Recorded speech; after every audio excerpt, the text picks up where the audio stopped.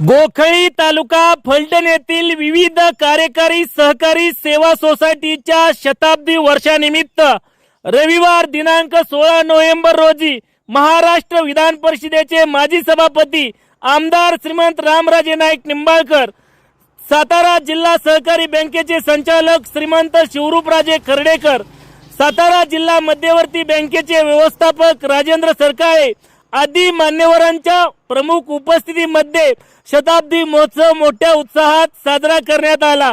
यावेळी सोसायटीचे विद्यमान तसेच सर्व माजी चेअरमन तसेच हयात नसलेल्या चेअरमन यांचे वारसदार यांचा जाहीर सत्कार यावेळी करण्यात आला। यावेळी मोठ्या संख्येने सभासद ग्रामस्थ उपस्थित होते।